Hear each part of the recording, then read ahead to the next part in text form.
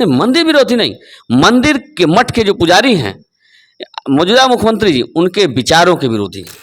आपकी पार्टी में तो बर्थ सर्टिफिकेट भी चेंज कराया दिया जाता है चुनाव लड़ने के लिए। देखिए, आप समझ रहे होंगे कि मैं कहाँ देखिए, बात कर रहा पार्टी नहीं चेंज की, बहकाने का काम भारतीय जनता पार्टी माहिर है, उसमें उन्होंने किया। हूं। 2019 में उसी बहकावे में आप भी आ गए थे, थोड़े दिन के लिए भाजपा में आप गए थे। सुना है अमरिंदर जी महाराजगंज के लिए बड़े लालायित। साल 2004 था, लोकसभा का चुनाव चल रहा था। गोरखपुर संसदीय क्षेत्र से चुनाव लड़ रहे एक व्यक्ति भटहट के चौराहे पर जनसभा कर रहे थे। जनसभा के दौरान उस व्यक्ति ने कहा, मैं लगातार हार रहा हूं, मैं हो सकता है कि लगातार हारूंगा, लेकिन मैं कभी मैदान नहीं छोड़ूंगा। कथाओं के इस भाग में यह कथा का पहला भाग है। अब कथा के दूसरे भाग पर चलते हैं। कथा का दूसरा भाग जब मैं कहता हूं तो मुझे महाराजगंज में समाजवादी पार्टी का कार्यालय याद आता है। महाराजगंज में समाजवादी पार्टी के कार्यालय पर उस वक्त पूर्व मंत्री जनार्दन प्रसाद ओझा, तत्कालीन जिलाध्यक्ष यमुना यादव, उपाध्यक्ष ए फारूकी सहित बहुत सारे लोग थे। अचानक उस व्यक्ति ने कहा, गुरुजी मन करता हाथी पर चढ़ने। गुरुजी जिस व्यक्ति को उन्होंने संबोधित किया उनका नाम पूर्व मंत्री जनार्दन प्रसाद ओझा। जनार्दन प्रसाद ओझा ने कहा, समाज का हित हो रहा हो, अपना हित हो रहा हो और राजनीति में लोगों की आवाज को अगर आप उठा सकते हो तो जरूर चले जाइए। उस व्यक्ति ने बहुजन समाज पार्टी ज्वाइन की और राप्ती के तट से शुरू हुई राजनीति गोमती के तट पर पहुंची और 15 मार्च 2007 को उस व्यक्ति ने शपथ ली, मैं जमुना निषाद ईश्वर की शपथ लेता हूं कि मैं विधि द्वारा स्थापित भारतीय संविधान के प्रति सत्यनिष्ठ और कर्तव्यनिष्ठ रहूंगा। मंत्री पद की शपथ लेने के बाद जमुना निषाद ने न केवल अपने लोगों का बल्कि अपने समाज के भी तमाम लोगों का हित किया। लेकिन कहते हैं कि जीवन और मरण ऊपर वाले के हाथ में है। पुराणों में कहा गया है कि यश अपयश जीवन मरण यह सब विधि के हाथ। एक कांड हुआ और उस कांड में जमुना निषाद इस दुनिया में नहीं रहे। जमुना निषाद तो नहीं रहे, लेकिन उन्होंने निषाद समाज की जिम्मेदारी छोड़ी दो कंधों पर।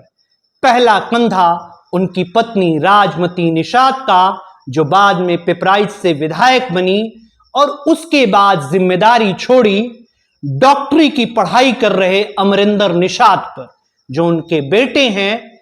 इस वक्त हमारे साथ हैं स्वर्गीय जमुना निषाद के परिवार का प्रतिनिधित्व करने वाले और लगातार 2 बार हार झेलने वाले अमरिंदर निषाद। अमरिंदर जी, कार्यक्रम में आपका बहुत बहुत स्वागत। धन्यवाद और स्वागत सबका। आपके सभी दर्शकों को प्रणाम, और आप इस चैनल के माध्यम से सबको प्रणाम करते हैं और आने वाली दिवाली की शुभकामना भी देते हैं। ठीक, दिवाली की शुभकामनाएं हो गई, सारी चीजें हो गई। मेन मुद्दे पे आते हैं, राजनीति। निषाद समुदाय की राजनीति जमुना निषाद जी ने शुरू की।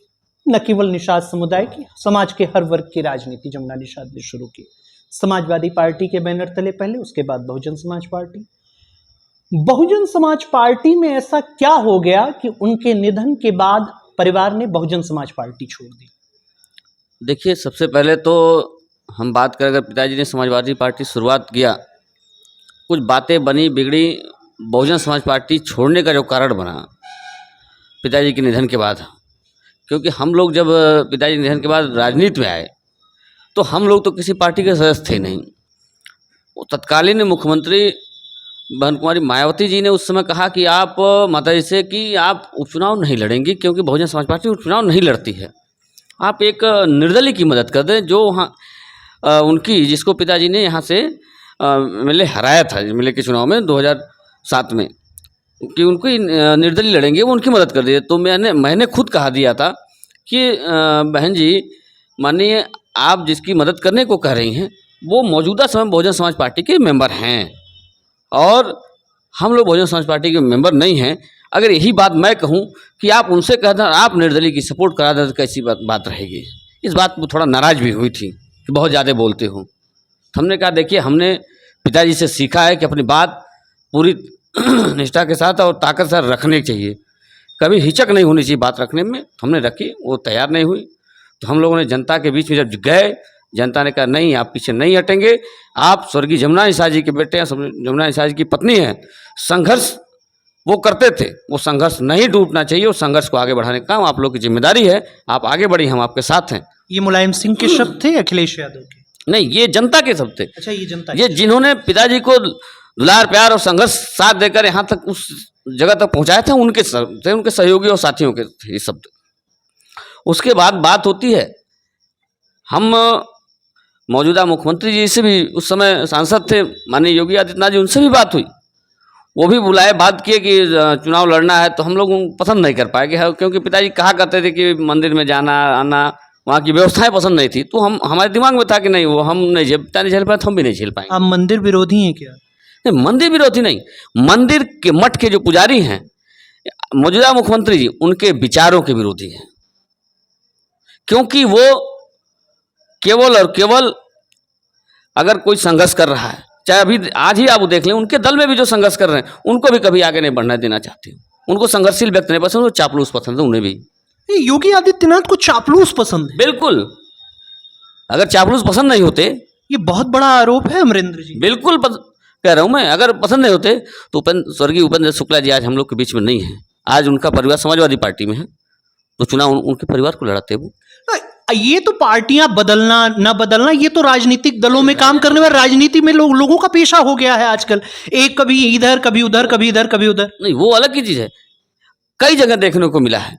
और यहाँ क्या, गोरखपुर में जब लोकसभा चुनाव होता है, माननीय सांसद रवि किशन जी को यहाँ चुनाव लड़ाया गया, उन्होंने लड़ाया। आखिर क्यों नहीं लड़ाया? क्या गोरखपुर में लोग नहीं थे लड़ने वाले?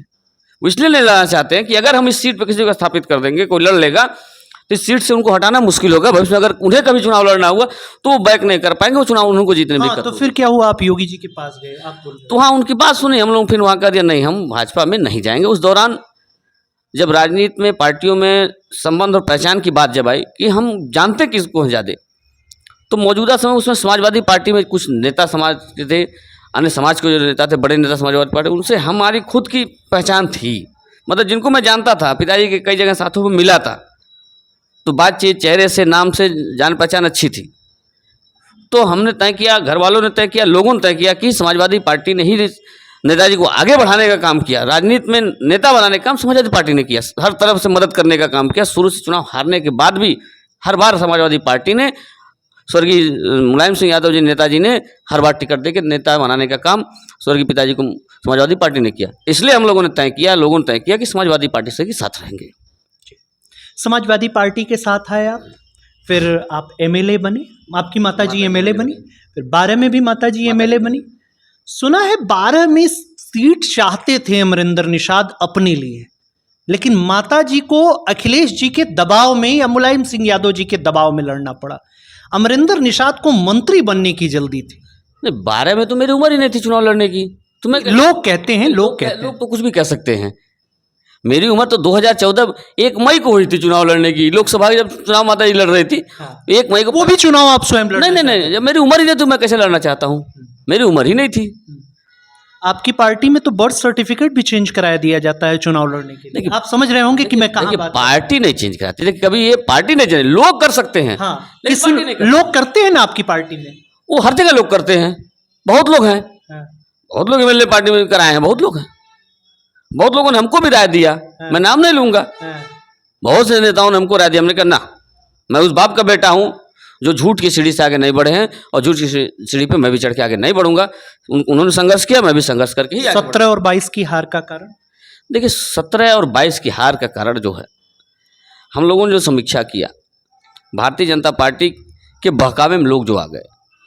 भारतीय जनता पार्टी ने जो बहकाया लोगों को, राशन के नाम पे, चाहे गैस के नाम पे, उज्ज्वला बिजली के नाम पे भड़काने का काम जो लोग, और आरएसएस के लोगों ने जो भड़काने का काम किया, उस पर वो हार का कारण। और कुछ कारण ये बना, कहीं ना कहीं कुछ आपसी भी थोड़ा बहुत, कुछ लोगों नाराज़गी भी रही।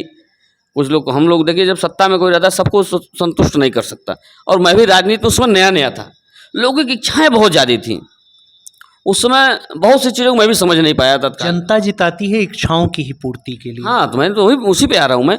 इच्छाएँ थी, लेकिन बहुत ज़्यादा अनुभव कम होने के कारण मैं मानता हूँ उस चीज़ को, और मैं आपके चैनल के माध्यम से भी कह रहा हूँ और मंच से भी कहता हूँ कि उस समय मैं जब राजनीति में था, नया था, मैं पढ़ाई छोड़ के तत्काल आया था, और तत्काल आया, माता पिताजी मंत्री रहे, और जब राजनीति पिताजी ने राजनीति में माता जी एमएलए हो गई, तो हम लोग को लगा बस ऐसे ही चलता होगा राजनीति। तो धीरे धीरे हम जब स्टेप बाय स्टेप देखा हमने, लेकिन जब देखा बहुत कुछ जाना तो बहुत लेट हो चुका था, वो हार कारण बना चुनाव हारने का। 17 अब मान लीजिए 5 साल, तो 5 साल में अमरिंदर सीख नहीं पाए कि 22 में कैसे चुनाव जीतना है? सीखा हमने। 17 में जब मैं हारा तो 52,000 वोट थे, ठीक, और इस बार मैं 76,400 वोट पाया। और कहीं न कहीं बहुत से बूथों पर हम लोगों ने जो देखा, महसूस किया कि अपने जो समाजवादी पार्टी के वोटर थे, तमाम लोगों के नाम काट दिए गए। ऐसे हमको लगता है कि हमने जो किया है, करीब 10 से 15,000 लोगों के नाम काटे गए। जो जीवित थे उनको मृत घोषित कर दिया गया, नाम काट दिए गए। जो जिनके वो पर्ची मिली, तमाम लोगों को उनके नाम नहीं थे। तो इससे भी साजिश हम लोग के साथ हुए, और बाकी बहकाने का काम भारतीय जनता पार्टी माहिर है, उसमें उन्होंने किया। 2019 में उसी बहकावे में आप भी आ गए थे, थोड़े दिन के लिए भाजपा में आप गए थे। हाँ, बिल्कुल गया था मैं भाजपा में। मैं जो गया था, मैं आपको चैनल के माध्यम से बताता हूँ। मेरी कुछ जिद थी माननीय राष्ट्रीय अध्यक्ष अपने माननीय नेताजी से, माननीय अखिलेश यादव जी से। मैंने यही कह दिया था उनसे, संजय निषाद जी को लेके जिद थी कि संघर्ष करूं मैं, संघर्ष करें समाजवादी पार्टी के लोग, और हर जगह आप उनको स्थान देंगे अगर, तो हम साथ में रहेंगे। जब तक वो पार्टी में रहेंगे तब मैं पार्टी में नहीं रहूँगा। निषाद वो भी हैं, निषाद आप भी हैं, बिल्कुल। दोनों एक समाज से आते हैं, दोनों का काम राजनीति है, दोनों राजनीति में, अब चाहे आप जो अर्थ में कहें, लेकिन मैं एक पत्रकार के हैसियत से एनालिसिस करता हूं, तो सेवा नीति के हिसाब से दोनों आए हैं। सेवा नीति ही करने के लिए आए हैं। अपने ही समाज के किसी व्यक्ति का विरोध करना कि मुझे सीट मिल जाए, अमरिंदर कहाँ तक ये सही है? देखिए, हमारी जो लड़ाई उसकी नहीं थी। हमारी लड़ाई ये थी कि जिस मुद्दे को लेकर, सबसे बड़ा मुद्दा निषाद समाज का जो था आरक्षण का, वो उसको लेकर जब आगे बढ़े थे, उसमें हम लोगों ने सत्ता में रहते हुए, जब समाजवादी पार्टी सरकार थी और संजय निषाद जी कभी एमएलए कुछ कोई पद उनके घर में नहीं था, उसके बाद सरकार के खिलाफ भी जाकर हम लोग समाज हित में सरकार के खिलाफ भी धरने बैठे हैं हम लोग, सरकार में रहते हुए। इन सब चीज़ों को देखते हुए कि ये समाज के लिए क्यों नहीं आगे बढ़ रहे हैं, ये समाज के लिए कुर्बानी देने को क्यों नहीं तैयार हैं, इन सब चीज़ों को लेते हुए हम लोगों ने किया कि नहीं, ये जहाँ रहेंगे वहाँ हम नहीं रहेंगे। वो क्या आप कह रहे हैं वो धरने पर नहीं बैठ रहे हैं, वो कह रहे हैं हम धरने पर बैठे थे, उसी में समाजवादी पार्टी की ही सरकार के लोगों ने गोली चलवा दी, और वो साफ साफ इल्ज़ाम लगाते हैं कि मेरा आगे बढ़ना कुछ निषाद समुदाय के लोगों को ही गवारा नहीं था, इसलिए उन्होंने गोली चलवा दी। मैं भी मौके पर था, लेकिन मेरा भाई मारा गया, और ऐसे लोगों से क्या उम्मीद करना है? देखिए, गोली चलवाने की जहाँ तक बात है, कोई पार्टी वहाँ समाजवादी पार्टी ने गोली नहीं चलवाई। गोली जब चली, सरकार किसकी थी, किसके ऊपर इल्जाम लगेगा, प्रशासन किसके इल्जाम लगेगा? गोली चली वो ठीक है, लेकिन गोली कैसे चली वो तो जांच का विषय है। किसने चलाई गोली, जांच का विषय है। ये सरकार को जांच करवाना चाहिए था। आप भी थे, आप निषाद समुदाय के नेता हैं, आपके ही बिरादरी के लोगों पर गोली चल रही है, आप जांच नहीं करवाने की बात करते हैं? जांच में हुआ, गोली चली थी, गोली तो बाद में पूरी जांच नहीं हो पाई तब तक। ये 15 में घटना है, 2015 की। 2 साल में जांच का आदेश नहीं हो पाई। संजय निषाद जी अभी दूसरे मामले में उलझे रह गए। जब जांच की बात होती तो कहते नहीं, अभी उस पर न छेड़ा जाए, पहले जेल से बाहर हुआ जाए। वो जेल से बाहर होने की बात करते थे लोग, तो इसलिए उस चीज़ को बहुत ज़्यादा उस पर हाईलाइट कि उसमें बाहर होने के बाद उस पर बात किया जाएगा। और उस पर हम लोगों ने, आपको बयान भी अगर अखबारों में भी निकला था, माता जी ने अधिकारियों पे सीधे आरोप लगाया था, अधिकारी पे, मौजूदा एसपी सिटी पे आरोप लगाया था माता जी ने। प्रेस वार्ता करके कहा था माता जी ने, वो कटिंग अभी हमारे पास कहीं पड़ी होगी, फाइल में हमारी होगी। ऐसा नहीं कि हम लोगों ने आवाज़ नहीं उठाई, आवाज़ उठाए थे अधिकारियों पे। लेकिन जब गोली जब चल रही थी, मैं भी वहाँ था, जब दोनों तरफ से पत्थरबाजी हो रही थी, बार बार प्रशासन के लोग कह रहे थे आप ट्रैक खाली करिए, बहुत ज़्यादा असुविधा हो रही है। लेकिन इनके कुछ उपद्रवी साथी थे, हम भी थे वहाँ, हम भी कह छोड़िए सब किनारे हो लीजिए, कार्यक्रम चलते रहेंगे अनुरोध। लेकिन ये लोग एकदम, आप थे वहाँ, इनके ऊपर खून सवार था। और डॉक्टर साहब कहते हैं अपने एफिडेविट में कि मैं तो अपने पिताजी का इलाज कराने जा रहा था। आप अगर एफिडेविट देखें जमानत में जो लगा है, नीचे से तीसरी या चौथी लाइन में लिखा हुआ है, मैंने पढ़ा है कि अपने पिताजी का इलाज करा, राष्ट्रीय इंसान एकता परिषद के कार्यकर्ता वहाँ धरना दे रहे थे। डॉक्टर साहब का कहना था, एफिडेविट जो जमानत में लगी उनकी। और डॉक्टर साहब वहाँ थे? बिल्कुल थे, बिल्कुल दावे के साथ कहते हैं? दावे के साथ कहता हूँ। अरे तमाम फोटो आप सोशल मीडिया आप देखते होंगे, ट्रैक पे बैठी हुई फोटो उनकी लगती है, हर कई अवसरों पे लगती है। और एफिडेविट में उन्होंने लिखा है कि मैं अपने पिता का इलाज कराने। हाँ, पिता का इलाज कराने जा रहा था। और राष्ट्रीय इंसान एकता परिषद के लोग कार्यक्रम कर रहे थे, रास्ता जाम था, ये उनका कहना है उसमें। निषाद पार्टी के राष्ट्रीय अध्यक्ष, अभी कल ही हमारी बात हुई, कल परसों में मुलाकात हुई, बात हुई, उन्होंने कहा कि जो हमारे समुदाय के नेता वो बार बार आपके पिताजी का नाम ले रहे थे। और उन्होंने बाकायदा भाषण में ये बात भी कही कि जमुना निषाद यहाँ किसी काम से नहीं आए थे, किसी को न्याय दिलाने के लिए आए थे इसी महाराजगंज जिले में, और उनकी हत्या कर दी गई। अब हत्या थी या वो रोड एक्सीडेंट था, ये तो अमरिंदर जी तय करेंगे, लोग तय करेंगे। लेकिन ये बार बार कहना निषादों के नेता हम हैं, आज तक निषादों के लिए कोई काम नहीं हुआ, इन लोगों ने निषादों के नाम पर केवल मलाई खाई सत्ता की, कहाँ तक अमरिंदर जी ये जायज़ है? देखिए, निषादों की मलाई की बात करते हैं तो सबसे बड़ी मलाई देखिए डॉक्टर साहब ही खा रहे हैं। बेटा भारतीय जनता पार्टी से सांसद है, एक बेटा भारतीय जनता पार्टी से ही विधायक है, और अपने सरकार में मंत्री भी हैं। ये बात है कि केंद्र और प्रदेश सरकार जब चाहेगी तभी कोई कानून पास किया जा सकता है, या आरक्षण की जो मुद्दा सबसे बड़ा निषाद समाज का, उस पर अगर डॉक्टर साहब इतना ही करते, अड़ जाए अगर कि जब प्रदेश और देश में दोनों सरकार आरक्षण क्यों नहीं मिल रहा है। हमारा तो एक छोटा सा सवाल आपके चैनल के माध्यम से, आखिर हो क्या रहा है, वो कहें, कारण तो बताएं सबको स्पष्ट कि क्यों नहीं हो रहा। बस ये कह देना कि अब वकील बना दिया जनता ने, हम वकालत कर रहे हैं, हम यहाँ पहुँच गए, यहाँ पहुँचा रहे हैं बात, अमित शाह से बात कर रहे हैं डायरेक्टली, कोई बात निवारण नहीं हुआ आरक्षण का। आप सच्चाई बताइए, किससे बात करें, वो किससे बात करें? नहीं, आप अमित शाह ही इस समय सत्ता के केंद्र बिंदु हैं। ये कह देना, इतने दिन से सरकार में है वो, आप देख रहे हैं जब से वो 2019 से हैं। हाँ, 2019 सरकार में है, दूसरी सरकार चली प्रदेश की भी और देश की भी, भारतीय जनता पार्टी की। आरक्षण क्यों नहीं मिल पा रहा, क्या कारण है? जो कि आरक्षण नया नहीं मिलना है, वो भी केवल उसको परिभाषित कर देना है कि मझवार की ही उपजातियां सभी हैं, निषाद, मल्लाह, बिंद, ये सभी मझवार की ही उपजातियां हैं।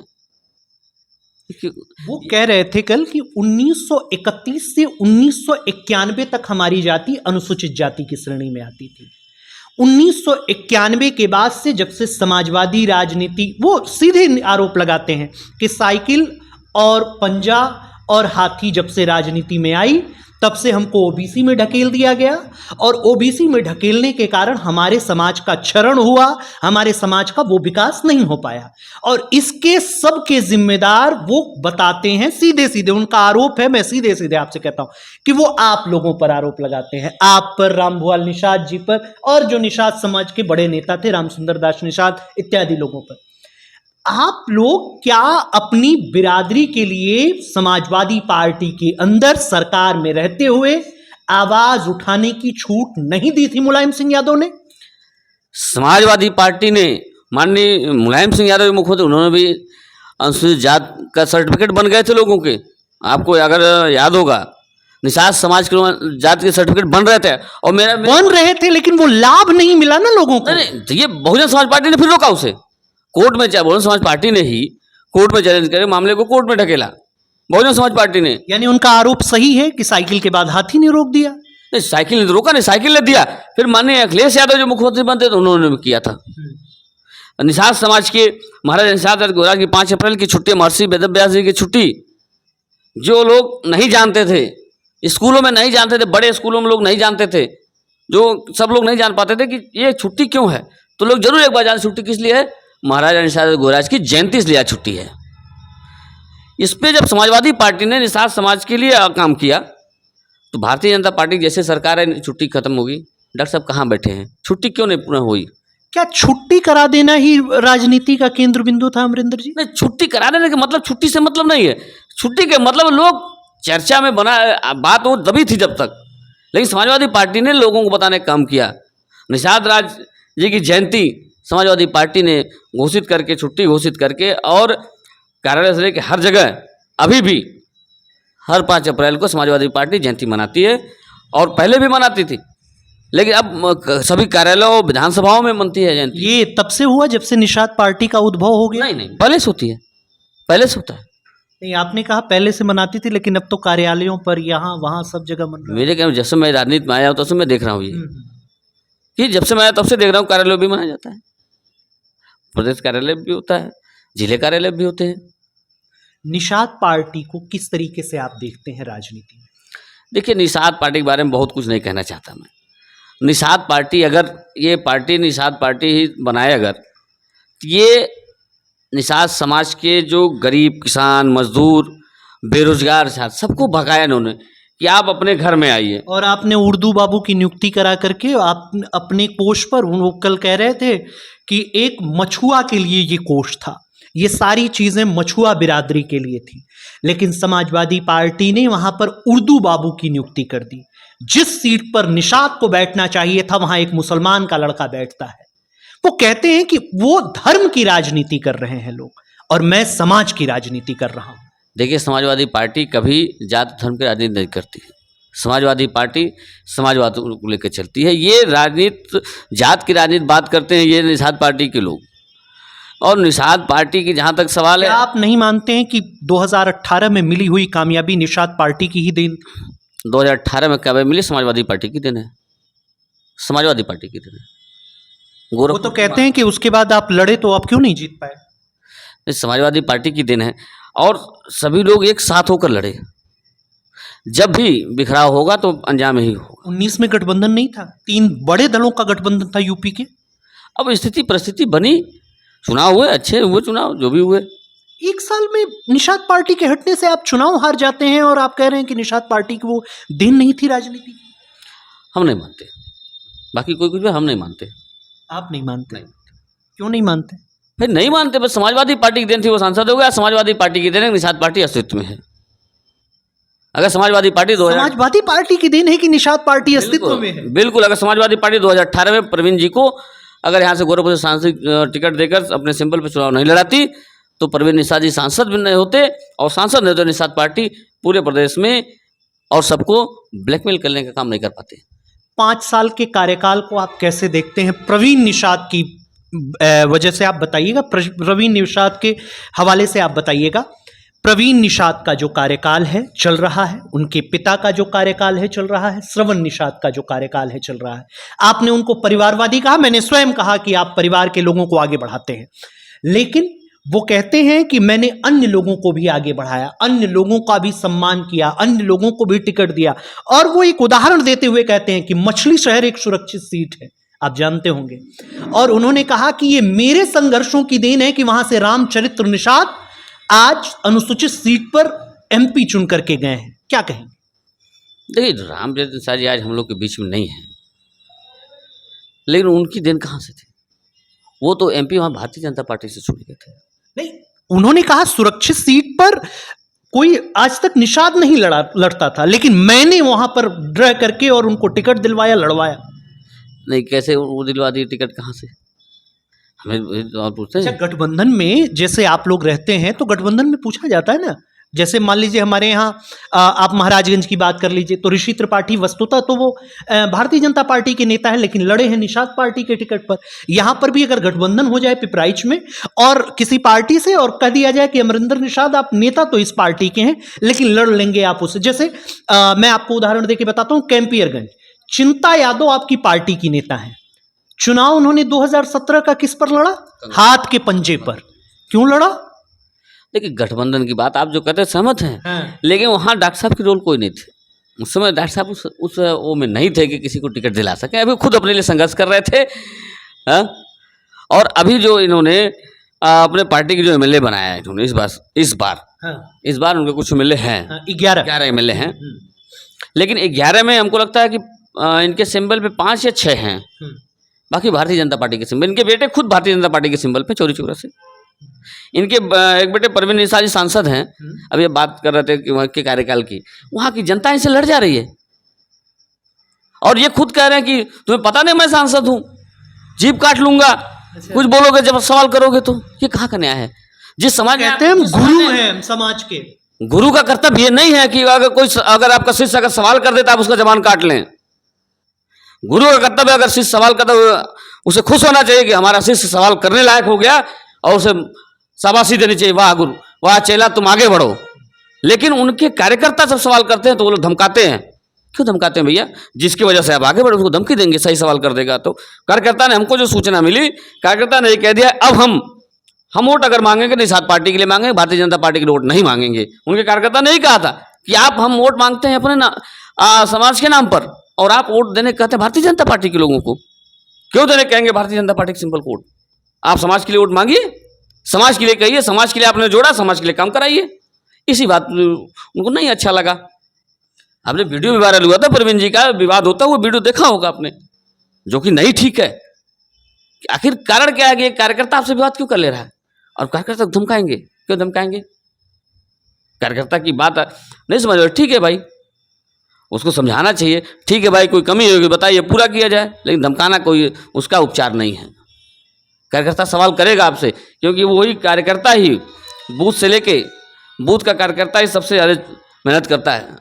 अगर कहीं कोई दिक्कत होगी कार्यकर्ता लड़ता, हम लोग से भी लड़ते हैं। अगर कहीं कोई दिक्कत हम लोग करते हैं किसी को, जैसे किसी बूथ पे हम लोग हैं, वहाँ कार्यकर्ता कोई हमारा वो मेहनत करता है, अगर उस बूथ पे कोई नया ऐसा आ गया जिससे नुकसान होता रहा हमेशा और कार्यकर्ता कहता है नहीं देखिए आप ये गलत कर रहे हैं, तो पूछा जाता भैया गलत क्या हो गया, क्या गलत हो गया? तो कहता नहीं इन्होंने ये नुकसान किया, वो नुकसान किया। अगर कार्यकर्ता की रजामंदी बहुत नहीं होती है तो हम लोग उसको छोड़ भी देते हैं, लेकिन जो कार्यकर्ता बूथ पे लड़ता हमारा नेता, हम उसकी सहमति से आगे बढ़ते हैं। ठीक, आप कार्यकर्ताओं की सहमति से आगे बढ़ते हैं। जमुना निषाद जी का एक बड़ा पुराना नारा मुझे याद आता है, गिरते हुए झंडे को उठाना। समाजवादी पार्टी का झंडा इस समय राजनीतिक दृष्टिकोण की बात करें तो प्रदेश की राजनीति में 2 बार से लगातार हार रहा है। 14 से लगातार आपकी पार्टी चुनाव हार रही है। इस बार क्या स्ट्रेटजी है, क्या रणनीति है और 2024 को लेकर के अमरेंद्र जी क्या देखते हैं? देखिए 2024 में जो हमारे नेता माननीय अखिलेश यादव जी ने जो रणनीति बनाई है, उस रणनीति पे चुनाव होगा। कुछ चीज़ें हैं जो अभी सबके सामने नहीं बताई, उस पर काम चल रहे हैं, उस पर काम हम लोग भी कर रहे हैं। सामने आएगा, आपको देखने को मिलेगा रणनीति इस बार। गोरखपुर आपके परिवार की परंपरागत सीट रही है। लगातार जमुना निषाद जी ने योगी आदित्यनाथ जी के कार्यकाल से लगातार चुनाव लड़ा। अफसोसजनक रहा कि वो जीते नहीं, लेकिन विधानसभा में ज़रूर पहुंचे, मंत्री भी रहे। सुना है अमरिंदर जी महाराजगंज के लिए बड़े लालायित हैं। देखिए लालायित सब लोग होते हैं, लेकिन जब बात आई कि चुनाव कौन कहाँ से लड़ेगा, वो तय पार्टी करती है। पार्टी अगर महाराजगंज लड़ाए, महाराजगंज में गोरखपुर लड़ाएगी, लड़ जाएंगे, तो गोरखपुर में प्रचार कराएगी, महाराजगंज में प्रचार करेंगे। हम समाजवादी पार्टी के सिपाही हैं और स्वर्गीय पिताजी से हमने सीखा है कि अगर जहाँ हैं, अगर पार्टी में निष्ठा रखते हैं, पार्टी जो निर्देश देती है उस पर काम करता है और पार्टी कह देगी प्रचार करने तो प्रचार करेंगे, पार्टी चुनाव लड़ा देगी। गोरखपुर की हार से ऊब तो नहीं गए? बिल्कुल नहीं। देखिए हम स्वर्गीय जमुना निषाद जी के बेटे, हार से ऊब नहीं। 9 चुनाव स्वर्गीय पिताजी लगातार हारे थे और 9 हार हमने खुद देखा है। हार के आते थे, एक दिन बाद अगले दिन फिर वो क्षेत्र में निकल जाते थे। हम लोग छोटे से देखते आ रहे हैं, तो हम लोग ऊबने वाले नहीं हैं, थकने वाले नहीं, चलते रहेंगे, एक न एक दिन सफलता जरूर मिलेगी। कहाँ से लड़ेंगे? पार्टी जहाँ से लड़ा देगी वहाँ लड़ लेंगे। कहाँ से? पार्टी जहाँ से लड़ा देगी वहाँ लड़ लेंगे। देखिए काम हम महाराजगंज में भी कर रहे हैं, काम गोरखपुर में भी कर रहे हैं। अभी मौजूदा समय पहला नाम महाराजगंज का ही लिया आपने? आपने महाराजगंज पे सवाल किया था, इसलिए नाम पहले महाराजगंज कर लिया मैंने। महाराजगंज के मैं बूथ कमेटी के प्रभारी भी हूँ जिले का। आपके तो अखिलेश यादव से बड़े अच्छे संबंध हैं। एक फोटो मुझे याद आता है, आपकी शादी हुई थी, अखिलेश जी आए थे, आपकी पत्नी का नाम रीता निषाद है, आप लोगों ने आशीर्वाद भी लिया था अखिलेश जी से। बिल्कुल। बहुभोज में आए थे? हाँ बहुभोज में आए थे, वो रिसेप्शन में आए थे। माता जी मिले थे? हाँ माता जी मिले थे उसमें। हाँ क्या बोल रहे थे आप महाराजगंज के बारे में? वहाँ से मैं प्रभारी भी हूँ बूथ कमेटी का। महाराजगंज जिले। उसी का फायदा उठाना चाहते हैं? नहीं, फायदा नहीं उठाना चाहता हूँ। इसके पहले भी मैं बूथों को मैं जानता हूँ, एक एक बूथ मेरे अंडर में है, और यहाँ से अगर आप मुझे टिकट दे देंगे तो बिल्कुल हम। इसके पहले भी हमको नौतनवा एक विधानसभा, इसके पहले हमको एक विधानसभा मिला था। पनियरा? नहीं, नौतनवा मिला था। नौतनवा मिला था बूथ कमेटी का, इस लोकसभा के पहले। अच्छा 19 वाली लोकसभा। हाँ नौतनवा का प्रभारी मैं था। नौतनवा मैं के और किसान सिंह, अच्छा राष्ट्रीय कमेटी में किसान सिंह जी जो पनीरा चुनाव लड़े थे, हाँ। वो और मैं एक साथ थे। अच्छा, दोनों लोग को नौतनवा मिला था। तब से आप महाराजगंज को निशाने पे रखे हैं। नहीं, राष्ट्रीय ने जहाँ काम दिया काम कर रहे हैं, पार्टी ने जो काम दिया काम कर रहे हैं। हाँ। अभी पार्टी में बहुत चीज़ें उलट पुलट वहाँ थी, कार्यकर्ताओं में बहुत रोष है, सबको मैनेज किया जा रहा है। अरे महाराजगंज के समाजवादी पार्टी के कार्यकर्ताओं में रोष है। नहीं, रोष ये है हाँ। कि हम चुनाव कैसे जीतेंगे। रोष इस बात का है कि अब संघर्ष, मुझे लगा किसी नेता को लेकर के नेता रोष। को लेकर रोष नहीं है, हाँ। ये सरकार के खिलाफ रोष है अच्छा, कि हम अगर गुस्सा जो हमारे अंदर है वो गुस्सा जनता भी अब जब वोट देने जाए तो गुस्सा दिखे, ये रोज दिखे, रोज गुस्सा जब वोट देते हुए बटन दबाते हुए ये गुस्सा दिखे। और समाजवादी पार्टी का परचम वहाँ भी ला रहा है, गोरखपुर में ला रहा है, उत्तर प्रदेश से 80 सीटों पे अपना परचम लहराने का काम करे समाजवादी पार्टी, हर जगह पार्टी ये काम कर रही है। ये थे अमरेंद्र निषाद, जिनका कहना था कि समाजवादी पार्टी उत्तर प्रदेश की 80 सीटों पर परचम लहराए, इसकी तुलना और इसकी योजना मैं बना रहा हूं। क्या आप संतुष्ट हुए अमरिंदर निषाद की बातों से या नहीं, ये हमें कमेंट बॉक्स में जरूर बताएं। और अमरिंदर निषाद की बातें आपको कितनी प्रभावित करती हैं, इसकी सूचना हमें अवश्य दें। यूपी टीवी के लिए रिपोर्टर विकास तिवारी के साथ अंकित मणि त्रिपाठी, गोरखपुर।